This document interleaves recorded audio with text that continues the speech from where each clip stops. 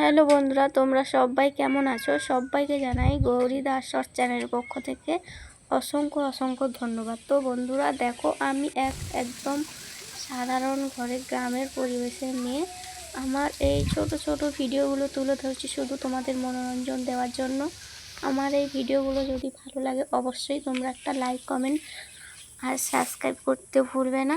আমি তোমাদের দিদি একটু নতুন চ্যানেল খুলেছি, তোমরা সবাই প্লিজ একটু এগিয়ে এসো, ভালোবাসা দাও। ভালোবাসা না দিলে তো কিছুতেই এগোতে পারবো না। সেই জন্য বলছি বন্ধুরা, হাতে হাত লেগিয়ে এগিয়ে যাই। চল, আজ সকাল থেকে ওয়েদারটা খুব সুন্দর, ভাবলাম তোমাদেরকে একটু ঘুরে ফিরিয়ে দেখাই গ্রামের পরিবেশটা। তো দেখো, আমার বাড়ির চারপাশটা কীরকম সবুজে সবুজে ভরা। কদিন দিয়ে একটু ঠান্ডা লেগে গলাটা হয়তো পরিষ্কারভাবে আসছে না, তবুও তোমাদের ভিডিও দিচ্ছি। অবশ্যই একটু মানিয়ে গুছিয়ে নিও, ভুল ত্রুটি হলে মাফ করে দিও। আর তোমরা কে কোথা থেকে দেখছো অবশ্যই কমেন্ট করে জানাবে।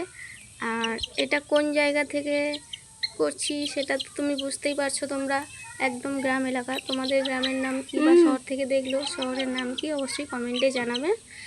আর এভাবে পাশে থেকো তোমরা সবসময়।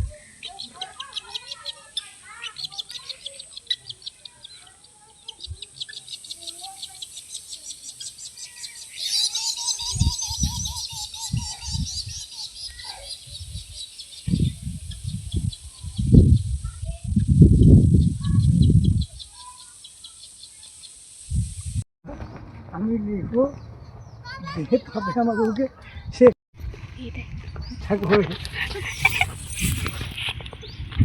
গরু মানুষ।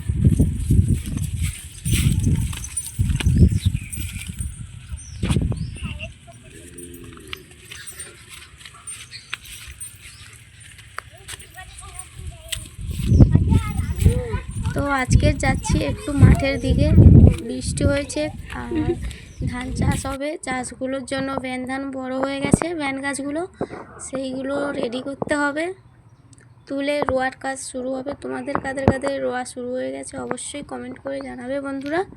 আর কারা কারা মানে রুইতে পারো, মানে ধান বুনতে পারো অবশ্যই কমেন্টে জানিও। আর এই দেখো, গ্রামের রাস্তা কাদা, মানে কিরকম আঁকা বাঁকা সবুজ ঘেরা দিয়ে রাস্তাটা খুব সুন্দর। চারিদিকে ফাঁকা, কেউ নেই, শুধু সবুজ সবুজ ভরা আর খালি ফাঁকা ফাঁকা মাঠ। চলো দেখাচ্ছি মাঠে যাওয়ার, মাঠটা দেখাচ্ছি চলো।